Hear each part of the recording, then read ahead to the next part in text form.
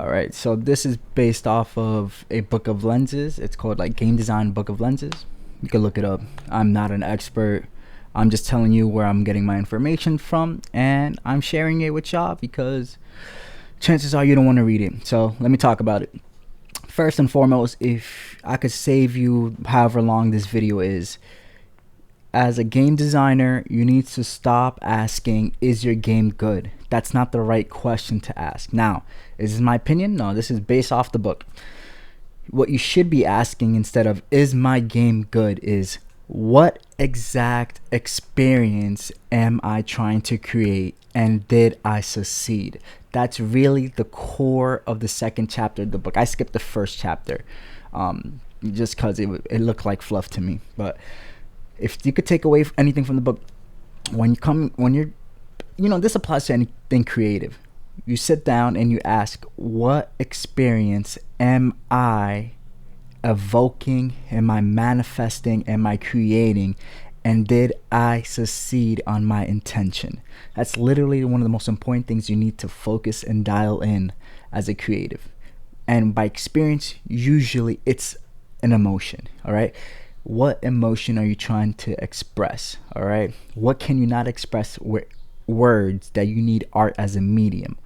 All right, a game is not about the mechanics. Okay, most people, they say, I'm gonna go build a game, and they say, I'm gonna go build a turn-based RPG. Oh, what's really popular right now, they're like, oh, I'm gonna go ahead and build a roguelike. Oh, I'm gonna go build a cozy game. I'm gonna build a farming game. That's not a game, all right? The real game is the experience inside the player's body. How are they feeling? Are they supposed to feel warm and fuzzy? Do they feel powerful? Do they feel scared? Are they supposed to feel clever, relaxed, like a fiend? Are they supposed to feel like an addict? Or is it curiosity? Are they like expressing themselves? Are they like exploring? Or do you want them to feel like they're barely hanging on, they're just about to die? All right, the mistake is that a lot of people, they tend to build features before even figuring out the feelings. And this is one thing you kind of have to do as a creative. You need to sit down and get in tune with your emotions and understand emotions at a deep level. That's your job as a creative, and you take that deep understanding of your emotions and express it in a way that might help other people feel their emotions. Because the thing is, most people are blind to their emotions. They don't really understand it. They don't even have the vocabulary to understand their own emotions. For some people, all emotions, in this wide spectrum of emotions, they label some as bad and some as good. They could be angry, sad, they could feel grief, they could feel annoyance, but they never really put the words to each emotion. And so the only thing they can really say is they feel bad. And there's people out there like that just, they feel bad, but that's not the correct term. They don't know the right word. All right, they don't know the nuance of the different shades of emotions. The same way there's different shades of color, there's different shades of emotions. All right, so a mechanic in a game is just a tool. The experience is your real target. If you say, I'm making a turn-based RPG, that simply, like, you're just simply stating the shape of the game, but what's the soul of the game? All right, next, the first question every aspiring game developer, even experienced game developer, should be asking is, what exact experience do I wish to create? You're supposed to do this before coming up with systems, enemy stats. It's not about the feature, it's not about the genre, not even what games are inspiring. It's what experience. All right, and then you start picking at like genres and mechanics that really help you express this feeling. Saying something like, I want the player to feel like a weak monster trainer before slowly becoming dangerous, that's more useful than saying, I want Pokemon plus roguelike mechanics. All right, like, even saying, oh, I want an underdog story, I want the player to feel like an underdog. All right, because the purpose of this is that With this experiential lens, you create a filter in which you more or less filter out every idea and decision, because it's all there to serve one purpose. Instead of saying this sounds cool, this might be cool, this might work, it's, does it fit the experience I wish to create? Is this the best medium to support what I'm trying to bring into this world? All right. And if it's yes, you keep it. If not, you just cut it or change it. Your essential experience becomes your decision filter for the game. All right. The essential experience that you've decided on is what you basically base every decision you make. For example, for me, I love cultivation. I love idle games. I love games like Diablo. So I said, okay, I love progression fantasy stories. So for me, I love anime. Guess what? For me, my big filter is my game must make the player feel powerful at all costs. Now, what does this have to do with anything? Some of these games be like gacha, right? I can't do that as a creative because and I also have to be very mindful of balance, because the big thing is I have to make the player feel powerful. All right, no if and or buts. But then it's like, how do you up the difficulty while still having the sense of power? Because I think one of the biggest issues for games, which is what makes me even want to make a game, is technically the numbers get larger, but I still feel normal. It doesn't matter how much I progress through the game. I'm never feeling more powerful. Like sometimes they might make me more flashy, but really power is a different dimension, and that's something I have to figure out. And same way for y'all have to figure out, So, so let's say I'm making a Pokemon RPG, A bad starting point is saying I need moves, I need IVs, abilities, status effects. I need a leveling system. I need a catching system. I need to do an evolution system. You know what happens with that?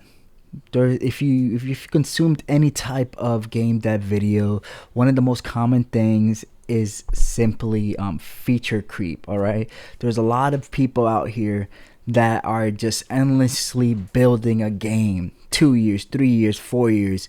You know what happens when something grows without ceasing? It's called a cancer. All right, and also, the thing you have to keep in mind is that you spend all this time and you built one game. What really matters as an artist is, even the scale is small, as long as you're able to execute on that experience, you won. All right, and you just got to get better and better and better, because you have to take what's in here and put it out there, and that is a very challenging skill. Anyone can build games. People go on and on and on about how shit is saturated. Shit is saturated because anyone can learn and build, but not everyone can take what's inside them and express it outwardly. That's very hard, because if you actually try to express what you wish to do inside, you realize there is a lot of distortions. It could be anything, it could be lifting weights. It could even be sports. You want to move a certain way, but your body's limited. You know what I mean? But anyone could play a sport, but playing the exact way you want with the same exact technique, the correct skill expression, tough, but you have to keep refining and refining. All right. So, this is the right question to have when you start the game. It's probably like the most important thing for this first chapter, and I believe it's one of like the first lenses. All right. So the next thing you would ask is, how would you figure out what belongs in the game? All right. If the experience is fast arcade panic, then essential things might be instant restart, readable danger, speed, snappiness, one button decisions, satisfying failure, and quick rewards. If the experience is more like slow tactical mastery, then essential things might be clear enemy intent, meaningful positioning, consequences, planning, readable rules. If the experience is cozy discovery, then essential things might be low punishment, gentle pacing, cute surprises, soft UI, relaxing sound, collecting. And each different experience requires different essentials. Sometimes it might not just be features, you know what I mean? Like on the surface, Mario and Mario 64 is a very simple game in terms of mechanics and simples, but it executes what it wishes to be perfectly and elegantly. All right. A true genius admires simplicity, not complexity. Okay. Do not say this feature is cool or this feature could work or this feature can sell on Steam or it could get like players. You should be asking, does this feature protect the feeling I wish to express and share with the world? You know, sometimes your game just simply feels wrong, and it's not the fact that your game is bad, it's just lying. You say you want one experience, but your mechanics are really expressing this other emotion, and you get this uncanny feeling. All right. You say you want the player to feel powerful, but then your game gives them slow movement, tiny feedback, confusing UI, enemies that are these like health sponges. Like, bro, you know, you say you want powerful just because you put, in terms of the health bar, you made it 1,000,000,000 and then I'm decimating. That doesn't make me feel powerful, bro. Like it feels regular. Like it feels like everything is scaling with me. So the actual experience is not really power, it's really friction. That's what you're expressing. You say you want cozy, but then you start adding timers, punishment, limited events, loud alerts, hell, pressure, cozy farming game, and now you have like these resource stress. Now the experience has this anxiety. It doesn't feel like a safe space. Those things have no reason to be there. If you really want cozy, why is there even a crumb of anxiety in the game? When the intended experience and the actual experience disagree, the game must change. And sometimes, we may have invested too much time, but fuck it. Cut your losses and let it go. Your intentions do not matter as much as what the player actually feels, all right? So, when you start the game, just remember to sit down and just say, what do you want the player to feel, man? Like, do you want the player to feel clever while smarting stronger enemies, all right? Make it a fucking, what is it, like, the RPGs, like the stealth, it's not crossbow, but like stealth bow person. I don't know, bro. I don't know. But honestly though, this one sentence though can save you from building the wrong game for months and years. All right. Just it's as simple as, I want the player to feel blank while doing blank. All right. That's the first sentence you should answer. All right. There's a lot of possibility, and with this one question, you're gonna narrow the infinite possibilities down. All right. The next thing is, how do I stop overbuilding the game? How do I stop this feature creep? By answering the first question, which is, I want the player to feel XYZ by doing XYZ, right? Everything is filtered through, because every feature, every action you take, every investment you make, you ask this question: does this intensify the essential feeling, emotion, experience? Does this cloud, does it clutter, does it fog up the essential experience? When the sun, if the essential experience is the sun giving life, right? Do these features and systems cloud it? Is it making it cloudy? Is the sunlight not beaming and cutting through? Does this delay the essential experience? Ask yourself, like, is it dimming it? All right. Like if you want a hyper casual RPG dopamine loop, you probably do not need complex equipment math. You don't need deep crafting. You don't need long menus. You don't need 12 billion status effects and a billion dialogue trees. What you really need is instant action, clear rewards, juicy feedback, fast repeating loops, all right? And just dial it in, because remember, you want simplicity, not complexity, all right?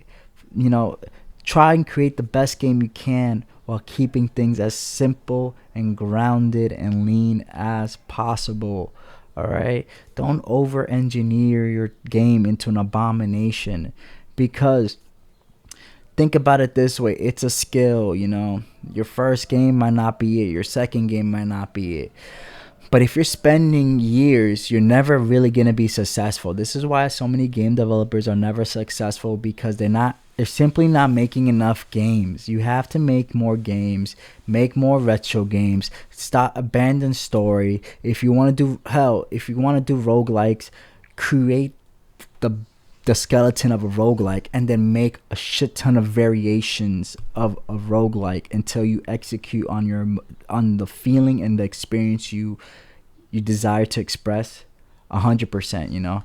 You got to think about how much distortions you added. Think about how aligned you are with the vision. All right.